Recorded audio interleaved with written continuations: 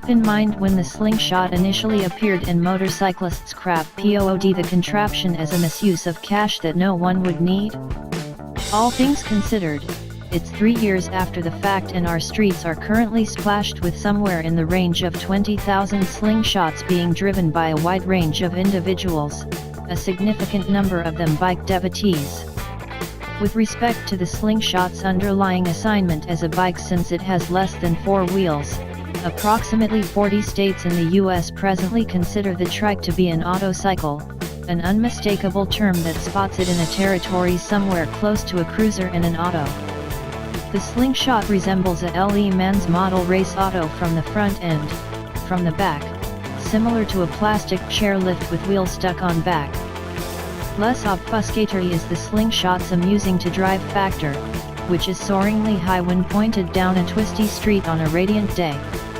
Polaris revealed its most recent Slingshot range to the media a week ago and sent us off to Malibu and the crooked streets that move into the Santa Monica Mountains. Despite the fact that the Slingshots lean the wrong route in corners and can never be as fun as a cruiser, they are a LOL hoot when cutting up a ravine street. The 2018 Slingshots begin at $19,999 for the new S Demonstrate, a $2,000 decrease from a year ago's entrance-level Slingshot. Having effectively tried the lower-end Slingshots, we bounced past the SL rendition, $25,499, and into the upper-run SLR with produced aluminum Haggles Navi bundle added to the recently bigger, 7-inch, Ride Command infotainment framework, retailing at $28,999. Afterward, we bounce into the best range SLR LE, $30,999. All Slingshots are controlled by a 2,384 cubic centimeters 4-barrel engine sourced from GM Old Saturn Sky and Pontiac Solstice proprietors. Anybody will remember it.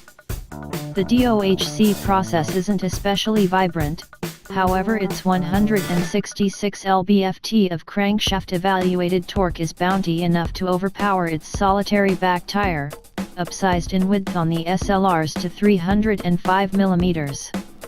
Polaris utilizes its own particular ECU tuning to stretch out the motor's rev roof to a genuinely grand 7,200 RPM, with 173 HP cresting at 6,200 RPM. In this way, no wheelies here, yet some genuinely great pace on Latigo Canyon and the encompassing environs.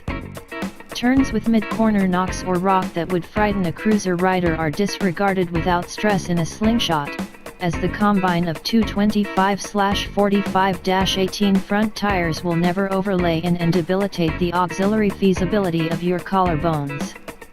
Helping shield the Slingshot from cruising off a precipice are electronic well-being frameworks for when its girthy 69.1-inch front track comes up short on grasp that is inches more extensive than a Corvette. Polaris reveals to us the footing control has been tuned to permit a liberal 20% slip rate, which permits a better than average amusement factor. Cheerfully, the TC can be turned off by a catch on the support, which empowers the longest, most secure moving burnouts of any bike.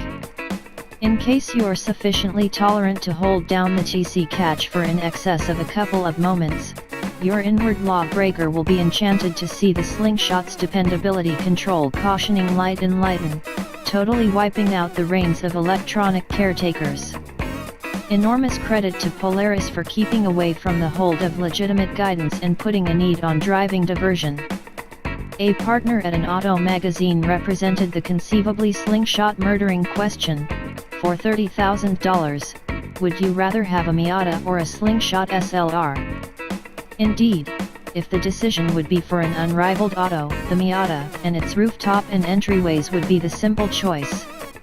Be that as it may, on the off chance that it was a decision for a moment or third vehicle, a recreational one, I may pick the 1750-pound Polaris.